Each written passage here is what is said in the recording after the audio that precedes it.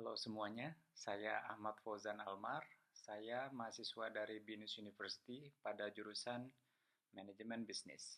Pada kesempatan kali ini saya akan menjelaskan mengenai eh, empat tahapan utama dalam manajemen risiko. Oke, manajemen risiko proyek biasanya mengikuti empat tahapan utama untuk mengidentifikasi, menganalisa, merespon, dan memantau risiko. Um, Terus bagaimana sih empat tahapan ini berkontribusi terhadap ketahanan proyek dan kesuksesan proyek? Nah, oke. Yang pertama, identifikasi risiko. Proses ini bertujuan untuk mengidentifikasi semua risiko potensial yang dapat mempengaruhi proyek.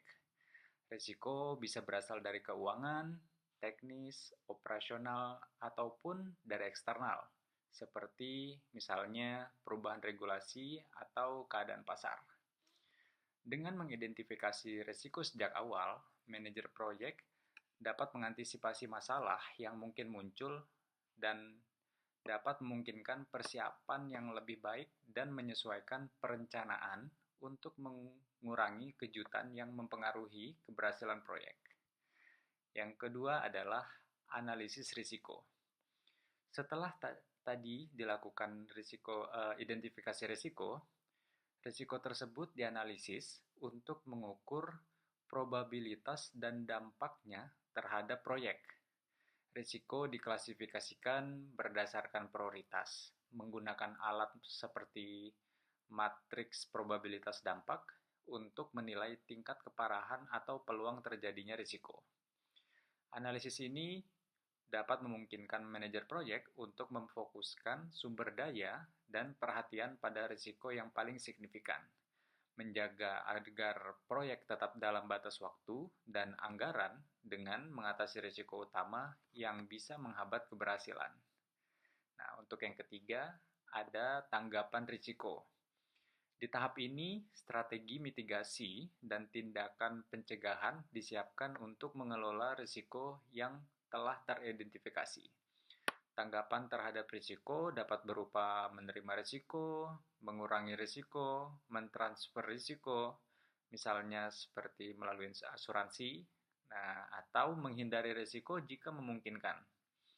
Dengan adanya rencana tanggapan risiko, proyek memiliki tindakan proaktif yang bisa segera diimplementasikan jika terjadi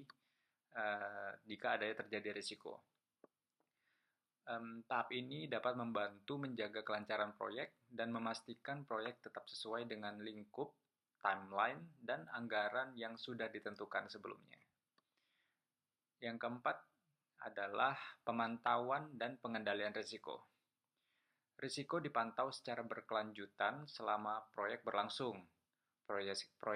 Proses ini melibatkan pengendalian risiko yang muncul dan memastikan rencana mitigasi risiko dijalankan sesuai dengan kebutuhan proyek. Pemantauan yang dilakukan secara terus-menerus bisa membantu manajer proyek untuk memastikan bahwa risiko yang mungkin muncul atau berubah selama pelaksanaan proyek dapat ditangani secara cepat dan tepat. Ini meningkatkan fleksibilitas dan ketahanan proyek terhadap perubahan, sehingga proyek dapat diselesaikan sesuai dengan jadwal dan anggaran. Baik, itu saja mengenai 4 tahap utama dalam manajemen risiko. Sampai bertemu lagi.